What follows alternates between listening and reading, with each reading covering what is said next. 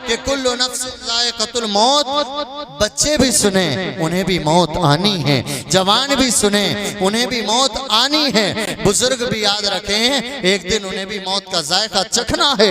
दुनिया के अंदर कोई कितना पावरफुल हो, दुनिया के अंदर कोई कितना जमीन वाला हो, दुनिया के अंदर कोई कितना जायदाद वाला हो, कोई कितना पैसे वाला हो, कोई कितना शोहरत वाला हो, कोई कितना ताकतवर हो, कोई कितना इल्म वाला हो, कोई कितना बेइल्म हो, हर किसी को एक दिन मौत आनी है। कोई दुनिया के अंदर हर काम में, हर चीज में, हर बात में इख्तिलाफ करने को तैयार है, लेकिन मौत एक ऐसा अटल कानून है जिसमें किसी का इख्तिलाफ नहीं है। आप अपने मुसलमान भाई से पूछें तो मुसलमान भी कहते हैं हाँ हमें मरना है, गैर मुस्लिम से पूछें तो वो भी कहेंगे हमें मरना है। अब प्यारे मुसलमानों, एक दिन हमें मौत आनी है, एक दिन हमें मौत का जायका चखना है। जिस तरह इस घर से उस्मान साहब की अहलिया का इंतकाल हुआ, उनका जनाजा निकला है, इसी तरह एक दिन हमारा भी जनाजा निकलना है। इसलिए मुसलमानों,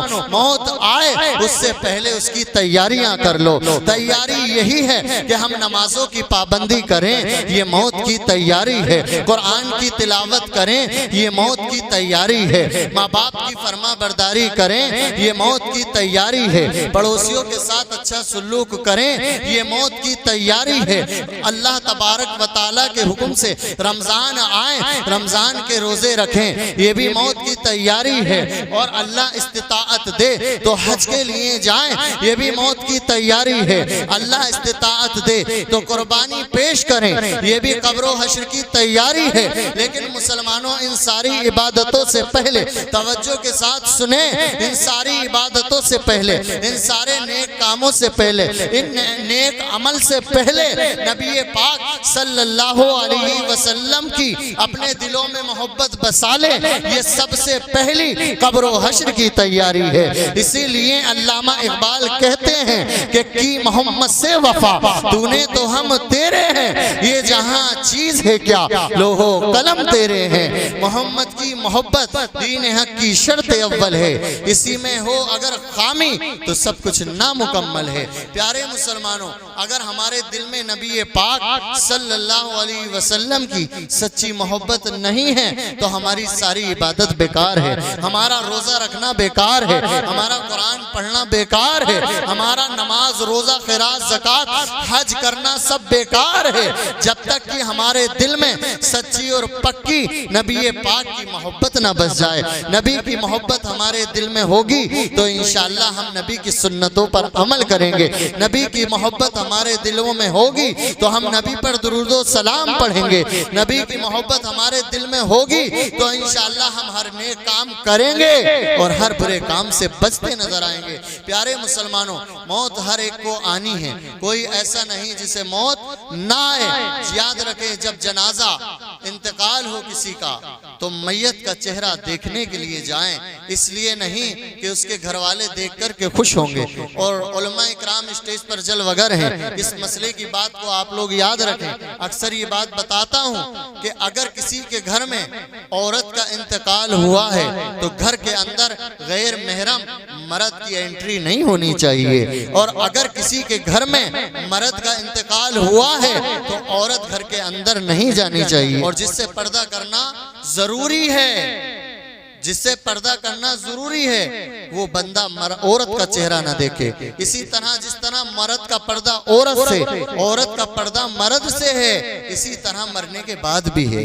होता क्या है कि कहीं किसी मर्द का इंतकाल हुआ है तो बहुत सारी औरतें टोलियां बना बनाकर इकट्ठी होकर मर्द का चेहरा देखने के लिए जाती हैं, बल्कि वो सवाब नहीं गुनाह कमाने जाती हैं, अपना चेहरा दिखलाने जाती हैं। या कहीं किसी औरत का इंतकाल हुआ है तो लोग आदमी इकट्ठा होकर जाते हैं, औरत के चेहरे को देखते हैं। याद रखो मुसलमानों, जिस तरह जिंदा पे जिंदा का पर्दा है, इसी तरह मरने के बाद भी पर्दा है। तो कोई कह देता है कि साहब वो मरी थी, वो मुझसे पर्दा नहीं करती थी। अरे वो नहीं करती थी तो तुम्हें चाहिए था कि तुम पर्दा कर लेते। कहने का मकसद ये कि औरत का चेहरा देखने के लिए औरतें ही जाएं, मर्द का चेहरा देखने के लिए मर्द जाएं। अब होता ये है मुसलमानों का ही किसी मर्द का इंतकाल हुआ तो उसके दोस्त, उसके घर वाले, उसके अजीज़ो अकारिब सब लोग अपना चेहरा दिखलाने के लिए पहुंचते हैं कि उसके बाप का इंतकाल हुआ है,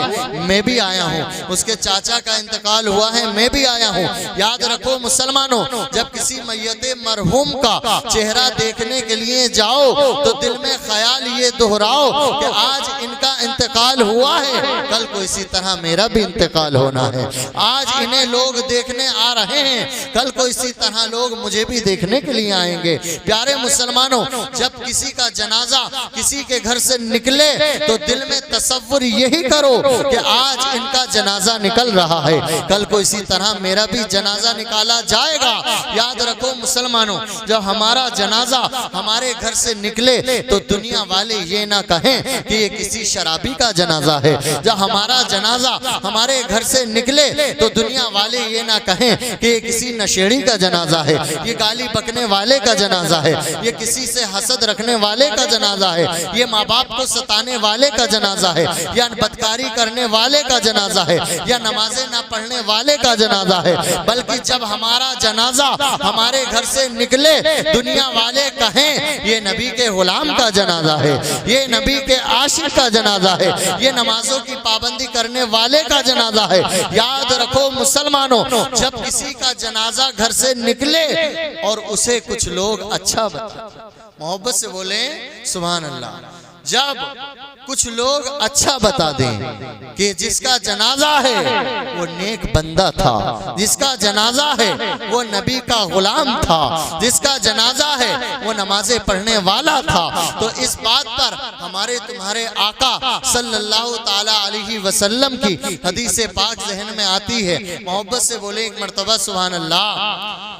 आका सल्लल्लाहु ताला अलैहि वसल्लम का फरमान है कि जब किसी का जनाजा घर से निकले उसे चंद लोग अगर अच्छा बता दें तो आका का फरमान है, उसे अगर लोगों ने अच्छा बता दिया तो आका का फरमान है अल्लाह उसे अच्छों में शुमार कर लेता है, अल्लाह उसे अच्छों में शुमार कर लेता है, अल्लाह उसके गुनाहों को माफ फरमा देता है और अल्लाह उसे जन्नत अता फरमा देता है। लेकिन मुसलमानों याद रखो, किस लोग को, किस इंसान को मोहल्ले वाले पड़ोसी अच्छा बताएंगे, उसे ही अच्छा बताएंगे जिसने नेक अमल किए होंगे, जिसने नमाजें पढ़ी होंगी, जिसने रोजे रखे होंगे, जिसने माँ बाप की इज्जत और एहतराम किया होगा। अब किसी ने किया होगा बुरा काम तो पड़ोसी तो उसे बुरा ही बताएंगे। इसलिए मुसलमानों, हमारा जनाजा हमारे घर से निकले तो दुनिया वाले कहें कि ये नबी के गुलाम का जनाजा है, ये नबी के आशिक का जनाजा है, ये दुरूद सलाम पढ़ने वाले का जनाजा है, ये नेक काम करने वाले का जनाजा है। जब दुनिया वाले अच्छा बताएंगे तो आका की हदीस के मुताबिक अल्लाह हमें अच्छों में शुमार कर लेगा। प्यारे मुसलमानों, जनाजे के साथ चलो, जनाजे के पीछे चलो, तो कलमा शरीफ पढ़ते चलो, दुरूद पाक पढ़ते चलो, जिसे पढ़ने की बरकत से अल्लाह रब्बे जुल जलाल गुनाहगार मैयत की मगफिरत फरमा देता है और साथों साथ अल्लाह हमें बेशुमार नेकियां और सवाब अता फरमाता है।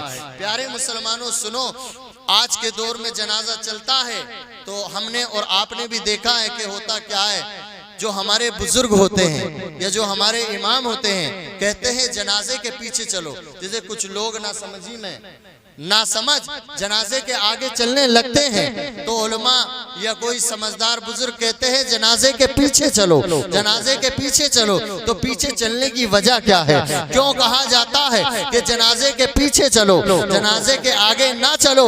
उसकी वजह यह है मुसलमानों, जनाजा हमारे लिए रहनुमा है, जनाजा हमारा आइडियल है, जनाजा हमें बता रहा है कि जिस जगह आज तुम सब मिलकर के मुझे ले जा रहे हो कल को इसी जगह तुम्हें भी आना है, जो कल को इसी तरह तुम्हें भी आना है कि तुम दुनिया में रहकर नेक अमल कर लो।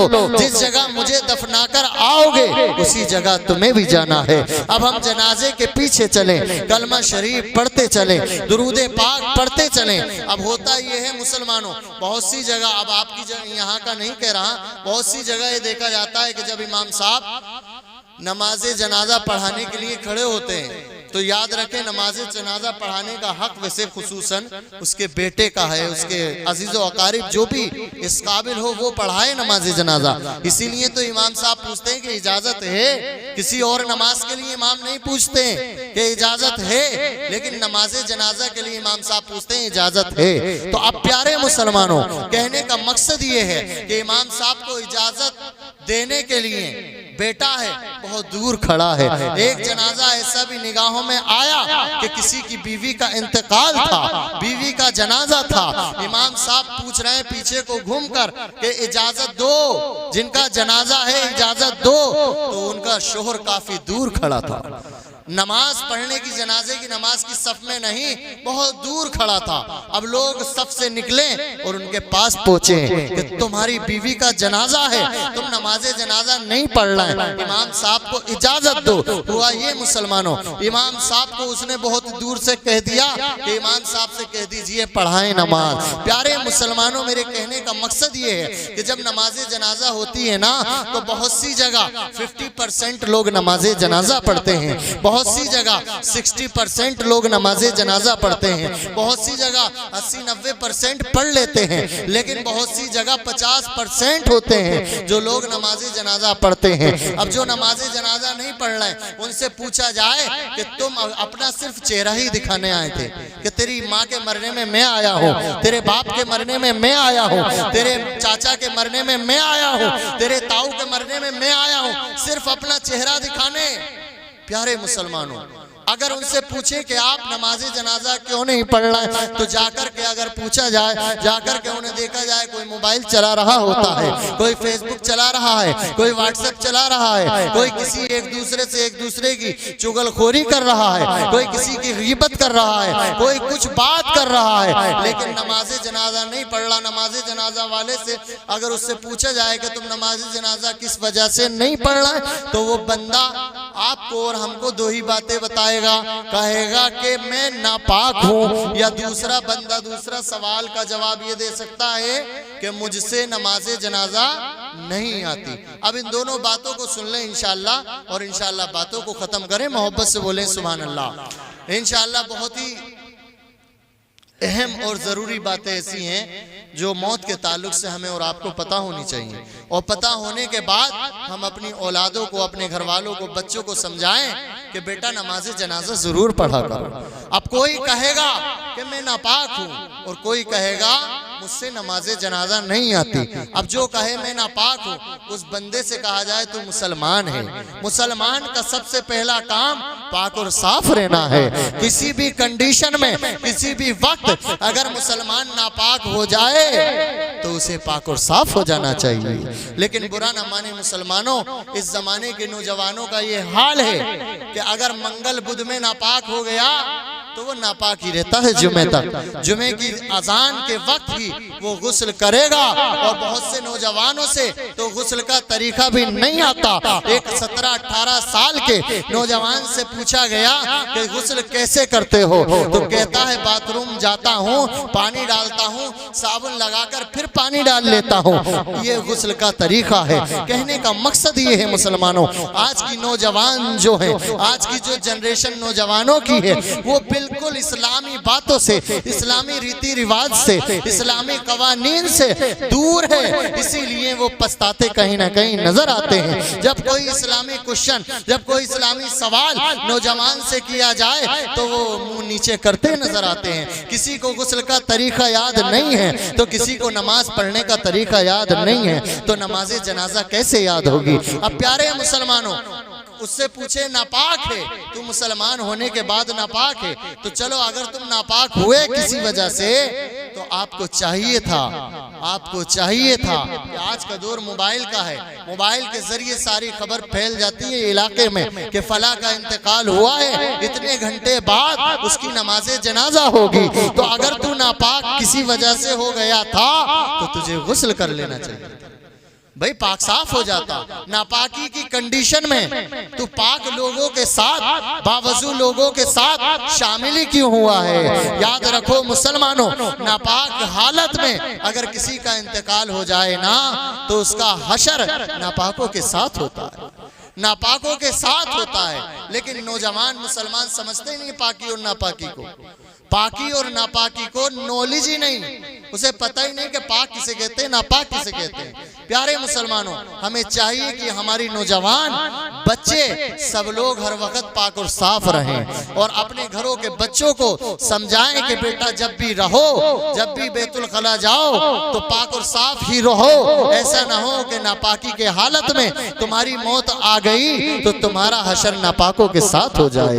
अब नापाक बंदा है तो भाई तू नमाज जनाजा में शरीक ही क्यों हुआ है? जनाजे के साथ टोपी ओढ़ कर आया क्यों है? गुस्ल करके आता, पाक साफ होकर के आता। दूसरा बंदा कह सकता है कि मुझसे नमाज जनाजा नहीं आती, तो इसका भी जवाब सुनो। जिस बंदे से नमाज जनाजा नहीं आती वो बंदा बावजू होकर इमाम साहब के पीछे सफ में खड़ा हो जाए और इमाम साहब के साथ तकबीरें बोलता रहे, अल्लाहु अकबर अल्लाहु अकबर, नियत बांधने के बाद तकबीरें बोलता रहे, कुछ भी ना पढ़ेगा तब भी उसकी नमाज जनाजा हो जाएगी। जब भी नमाज जनाजा उसका पढ़ना हो जाएगा, अगर हो सके तो वो जो नमाज में सना पढ़ता है इमाम साहब के अल्लाहु अकबर कहने के बाद सुभाना पढ़ ले, फिर दूसरी बार इमाम साहब अल्लाहु अकबर कहें तो उसके बाद दुरूद शरीफ पढ़ ले, जो भी दुरूद याद हो, और तीसरी बार इमाम साहब अल्लाहु अकबर कहें तो रब्बना पढ़ ले, जो नमाज में अत्तहियात के बाद में सबसे लास्ट में पढ़ी जाती है। लेकिन मैं कहता हूँ अगर कुछ भी याद नहीं, कुछ भी उससे पढ़ना नहीं आता तो इमाम साहब के साथ अल्लाहु अकबर कहता रहे, इंशाअल्लाह नमाज जनाजा हो जाएगी। और जब नमाज जनाजा हो गई, अगर मरने वाला अल्लाह का नेक बंदा है, मरने वाला अल्लाह का महबूब बंदा है, मरने वाला अल्लाह का खास बंदा है, तो आका का फरमान है तुम जितने भी लोगों ने नमाज जनाजा पढ़ी है अल्लाह सभी की मगफिरत फरमा देगा। और अगर मरने वाला गुनहगार है, मरने वाला खताकार है, तो तुम जितने भी लोगों ने नमाज जनाजा पढ़ी है उसमें कोई ना कोई अल्लाह का नेक बंदा होगा, उस नेक बंदे के तुफैल अल्लाह गुनहगार मैयत की मगफिरत फरमा देगा। इसलिए मुसलमानों नमाज जनाजा जरूर पढ़ो। हो सकता है मरने वाला अल्लाह का नेक बंदा हो, मरने वाला अल्लाह का खास बंदा हो, उस नेक बंदे के तुफैल अल्लाह रब्बे जुल जलाल गुनाहगार मैयत की मगफिरत फरमा देता है। इसलिए हमें चाहिए कि हम लोग नमाज जनाजा जरूर पढ़ें और अपने बच्चों को, घर वालों को ताकीद करें कि हर वक्त पाक और साफ रहें। वुजू से नमाज जनाजा जब बंदा पढ़ेगा तो अल्लाह तबारक व तआला के हुक्म से अल्लाह उसे उसकी बदौलत, नेक बंदे की बदौलत उसकी मगफिरत फरमा देगा। इसलिए मुसलमानों हमें चाहिए कि हम लोग ऐसी मुकद्दस महफिलों में शिरकत किया करें और ऐसी मुबारक महफिलों में शिरकत करके जो भी हमें बताया जाए उस पर अमल की कोशिश किया करें। अब मौत के ताल्लुक से जहन में काफ़ी बातें हैं लेकिन वक्त गुंजाइश नहीं देता। इंशाअल्लाह फिर कभी मुलाकात होगी आपकी हमारी तो तफसीली गुफ्तगू होगी। अल्लाह तबारक व तआला से दुआ करता हूँ मेरे बोलने में कसदन सेवन लफ्ज़न मानन जो भी गलती कोताहियां हो गई माफ़ फरमाएं और सही सही को कबूल फरमाएं और अमल की तौफीक अता फरमाएं। सभी हजरात मेरे साथ मिलकर पढ़ें ला इलाहा इल्लल्लाह मुहम्मदुर